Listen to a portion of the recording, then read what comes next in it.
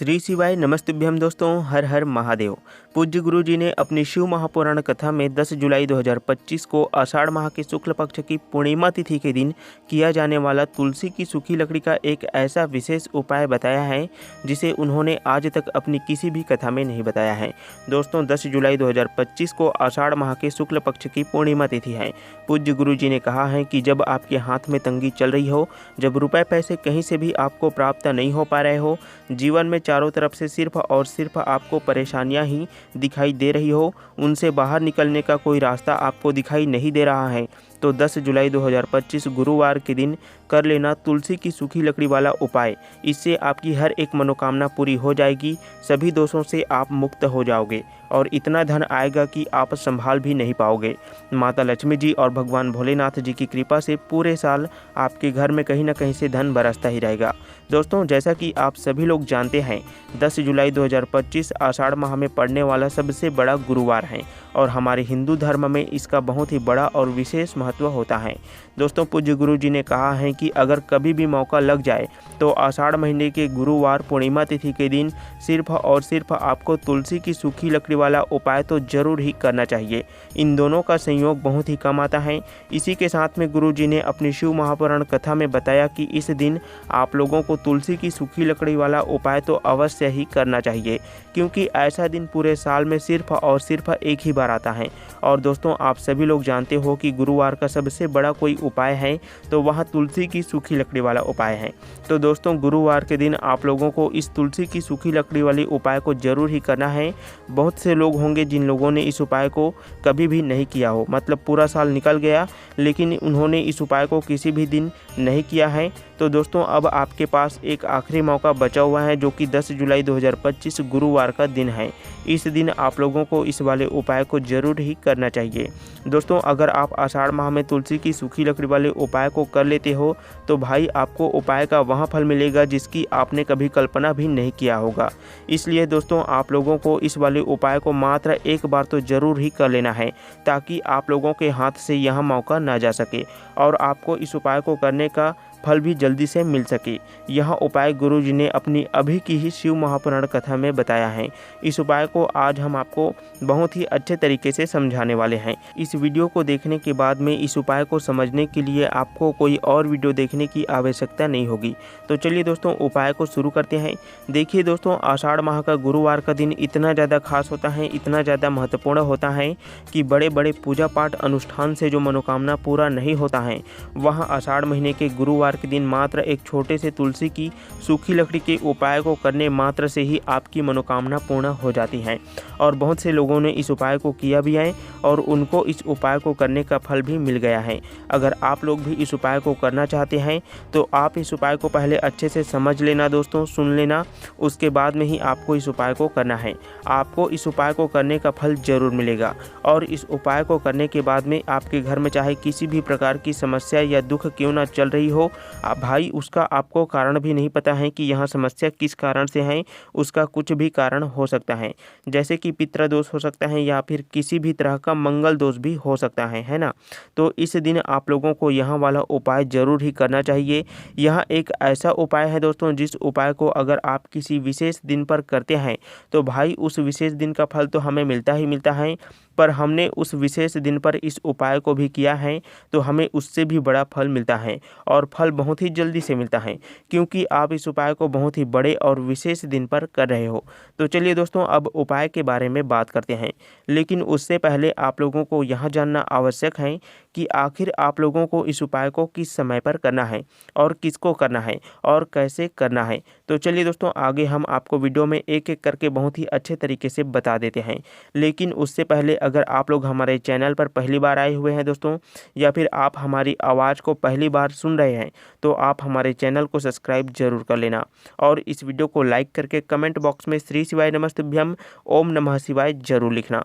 तो दोस्तों, हमें इस तुलसी की सूखी लकड़ी वाले उपाय को गुरुवार के दिन कैसे करना है, किसको करना है, किस समय पर करना है और कहाँ पर जा कर के करना है। जब भी आपको मौका मिले दोस्तों तुलसी की सूखी लकड़ी वाले उपाय को करने का, तो यह उपाय सोने पर सुहागा वाली बात हो जाती है।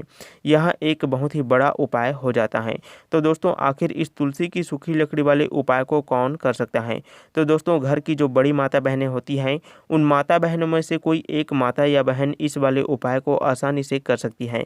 और दोस्तों अगर आप चाहें तो घर में सभी सदस्यों को भी इस उपाय को एकदम आसानी से करवा सकते हैं। अगर घर की किसी व्यक्ति की खुद की कोई मनोकामना है, खुद की कोई दुख या परेशानी है जो कि वह अपने लिए ही खुद के लिए इस उपाय को करना चाहती हैं, तो वह भी कर सकती हैं। बाकी अगर घर में कोई ऐसा व्यक्ति भी है जो कि अपने पूरे घर परिवार की उन्नति के लिए इस उपाय को करना चाहता है, तो भाई वह भी इस उपाय को अच्छे से करके अपने घर में सुख और शांति, परिवार के लोगों के बीच में सामंजस्य स्थापित कर सकता है। अब दोस्तों बात आती है कि आखिर हमें इस उपाय को किस समय पर करना है, सुबह के समय में करना है कि शाम के समय में करना है। तो देखो दोस्तों इस वाले उपाय को आप सुबह के समय भी कर सकते हो और शाम के समय प्रदोष काल में भी इस उपाय को अच्छे से कर सकते हो। अब अगर आप लोग पूछो कि सबसे उत्तम समय कौन सा है, तो दोस्तों अब हम आपसे यही कहेंगे कि आप इस उपाय को सुबह के समय जितनी जल्दी हो सके आप लोग कर सकते हो। बाकी अगर आप लोग प्रदोष काल में शाम के समय भी इस उपाय को करते हैं तब भी कोई दिक्कत वाली बात नहीं होती है, तब भी बहुत ही शुभ फलदायक होता है ना। तो दोस्तों अब अगली सबसे बड़ी और महत्वपूर्ण बात आती है, वह यह आती है कि अगर सुबह के समय हम इस उपाय को करेंगे तो हमें कितने बजे से लेकर कितने बजे के बीच में करना है, और शाम के समय इस उपाय को करते हैं तो कितने बजे से लेकर कितने बजे तक के इस उपाय को करना है। तो देखो दोस्तों सुबह के समय जितनी जल्दी हो सके आप लोग इस उपाय को करने की कोशिश ज़रूर करना। बाकी अगर आप किसी कारणवश लेट भी हो जाओ, तो थोड़ा देर भी हो जाता है ना, तो आप 10, 11, 12 बजे तक भी इस उपाय को करके आप लोग फल प्राप्त कर सकते हैं। उसके बाद में दोस्तों अगर शाम के समय प्रदोष काल की बात करें, तो प्रदोष काल का जो समय होता है वह शाम के समय 6 बजे से लेकर 7 बजे के बीच का जो समय होता है उसे ही हम प्रदोष काल का समय कहते हैं। तो आप लोग इस उपाय को शाम के समय 7 या 8 बजे तक भी आसानी से कर सकते हो।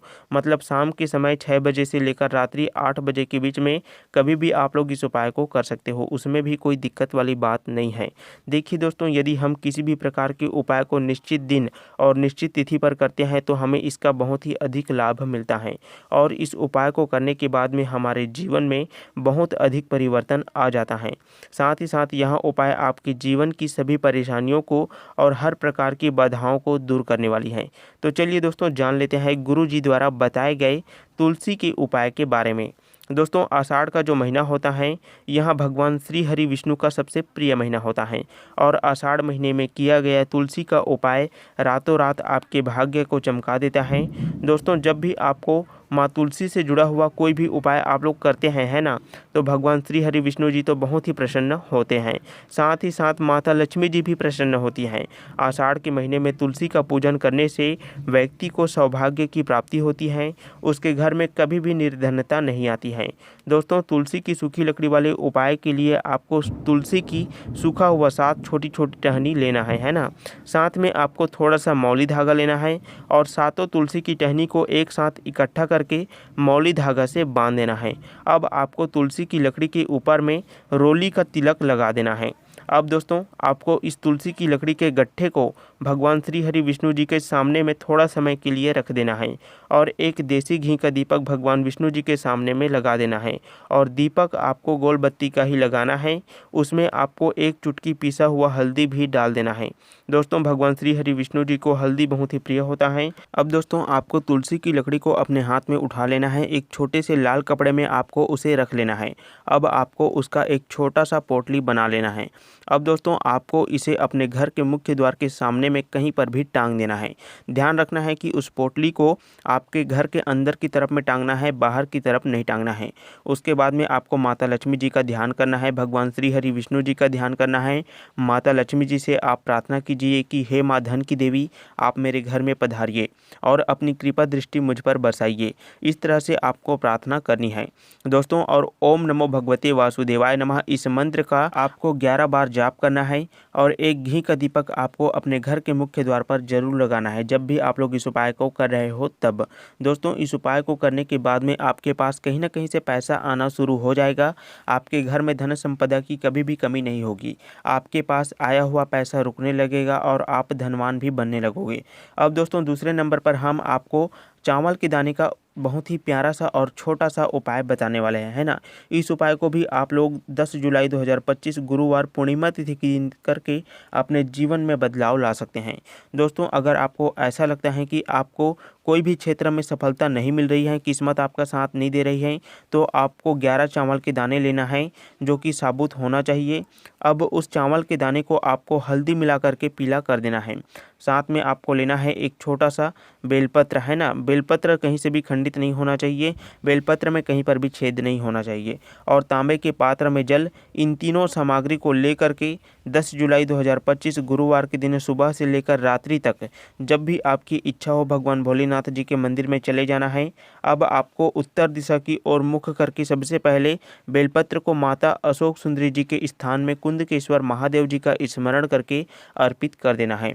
अब आपके पास जो चावल का दाना है दोस्तों उसको भगवान भोलेनाथ जी के शिवलिंग पर कुंदकेश्वर महादेव जी के नाम से अर्पित कर देना है और अंत में 1 लोटा जल को धीरे धीरे करके पतली धारा से कुंदकेश्वर महादेव जी का स्मरण करके अर्पित कर देना है। दोस्तों इस उपाय को मात्र आपको गुरुवार के दिन करना है ना। और यह उपाय इतना ज़्यादा प्रभावशाली है कि आपकी जो भी मनोकामना है, जो भी इच्छा है, शिव जी की कृपा से वहाँ पूरा जरूर होता है। दोस्तों इस उपाय को करने के बाद में व्यक्ति के जीवन में जो भी अंधकार होता है वह दूर हो जाता है और उसको वह जो भी क्षेत्र में सफल होना चाहता है उसको सफलता जरूर मिलती है।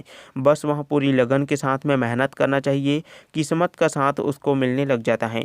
तो दोस्तों यहाँ थे पूज्य गुरुदेव जी द्वारा बताए गए कुछ खास विशेष उपाय। अगर आपको यह जानकारी अच्छी लगी हो तो इस वीडियो को लाइक करके चैनल को सब्सक्राइब जरूर कीजिएगा और कमेंट बॉक्स में भगवान भोलेनाथ जी का प्यारा सा नाम जरूर टाइप कीजिएगा।